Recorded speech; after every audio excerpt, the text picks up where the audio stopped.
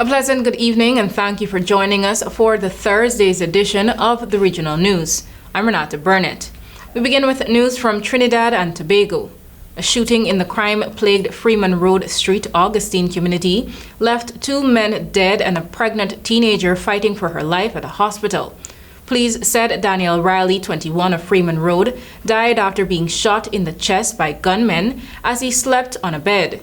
His pregnant girlfriend, Angeli Riley, 16, was also shot in the stomach as she covered it to protect her 8-month-old unborn child during the attack. Angeli remained in a critical condition at the Eric Williams Medical Science Complex. Reports indicate that the couple was having an afternoon nap inside the container they lived in around 1:15 p.m.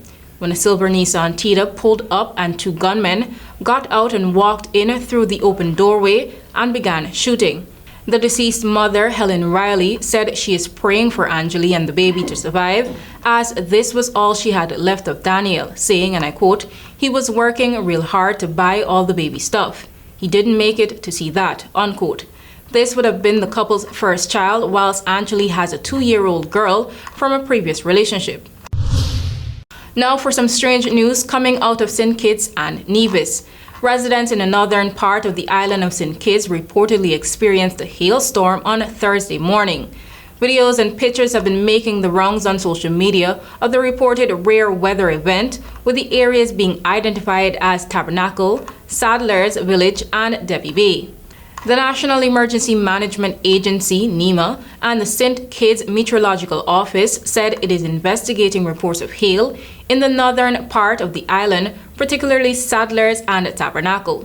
The St. Kitts Met Office is currently assessing these reports, and upon conclusion of the investigation, an update will be provided.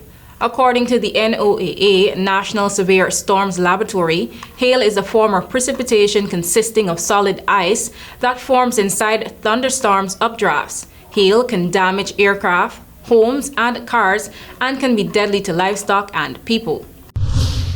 Finally, we close with news from the UK.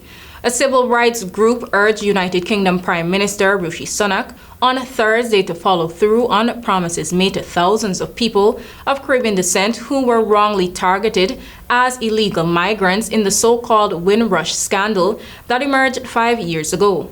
The Black Equity Organization submitted a petition signed by more than 50,000 people that criticized the painfully slow response by the government and the decision by Home Secretary Suella Braverman to scrape several recommendations for immigration agency improvements that her predecessor accepted. We urge your government to stick to the promises made.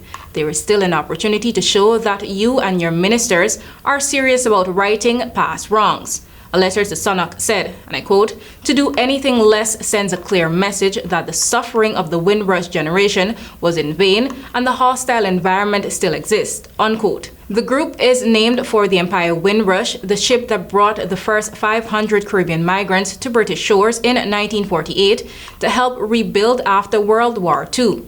Tens of thousands of migrants from the region who arrived legally in the UK until 1973 later found themselves facing a government crackdown on illegal migrants. Scores lost jobs, homes, and the right to free medical care because they did not have the paperwork to prove their status. Some were detained and others deported.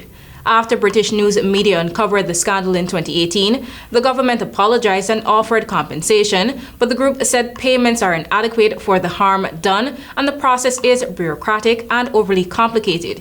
And I quote, "It is unconscionable that some Windrush victims who should have been compensated died before their cases were resolved and payments made," unquote. The group said, and I quote, "Many others are still fighting to receive their payments," unquote. That's all for now, and happy Easter to everyone watching. Back to you, Alethea.